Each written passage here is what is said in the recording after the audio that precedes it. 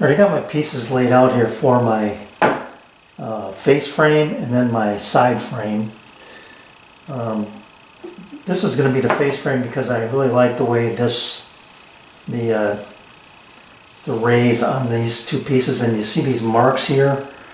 That end matches to the other end of these long pieces, so those two corners will end, the grain match will be pretty nice.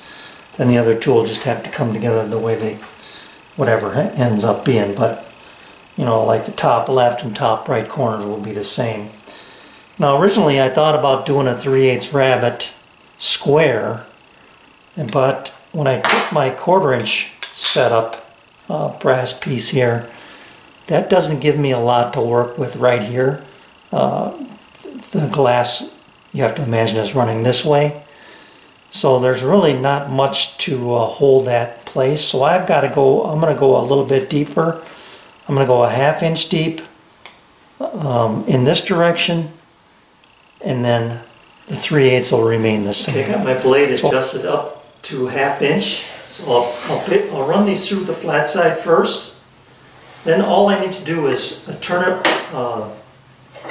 the good face toward the fence and drop my blade to 3/8, and that'll give me that 1/4 inch reveal I'm looking for. These will probably have to go away, but I'll make this long cut first to depth, and then I'll come back and make the other one.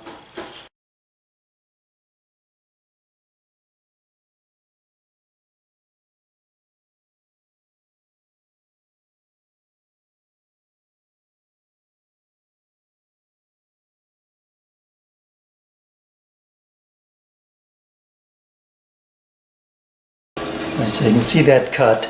I'm going to run them one more time to make sure I got it to full depth, and it should be good, but I'm just going to do it anyway. Then all I'm going to do is rotate it this way, and the space between my fence and the blade is now set at 1/4 because I was doing a 3/8 by 3/8 rabbet before, so that distance should be good. I'm going to make a quick little jig here to hold my featherboard slightly up off the table, well, 1/2 inch, so that I can run my boards and make that 3/8 cut. I'm going to make a couple notches here. I'll show you what that's for in just a minute.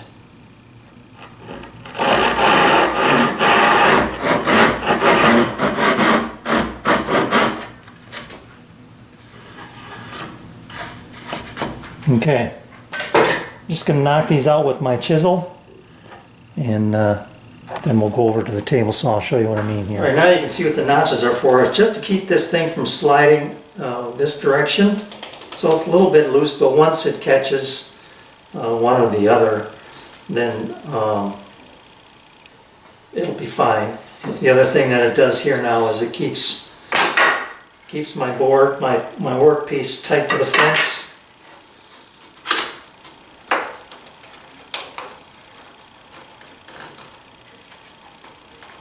Let's go, yeah, like that.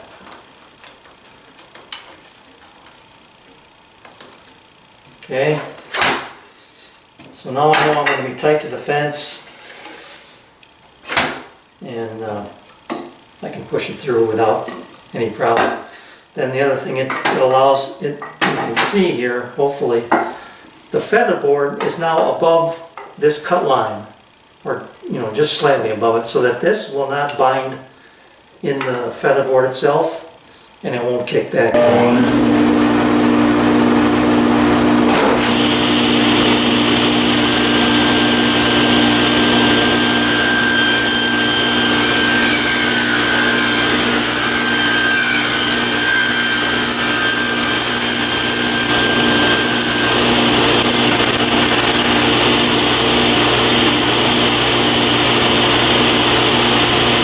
Alright, this is my first shot at it, and it's slightly open here. You can see if I pull that out, I can close it up, so it's a little bit off. So I'm going to do a little shooting board work on this one, and then let's bring the other one in here and see how that one looks.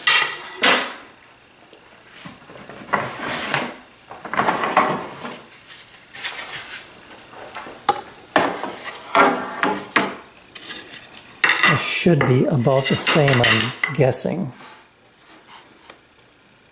Yeah. Yes. All right, I can live with that right there. That's a nice fit with some glue and maybe a small domino or something to hold that from slipping and coming up. That's a nice joint.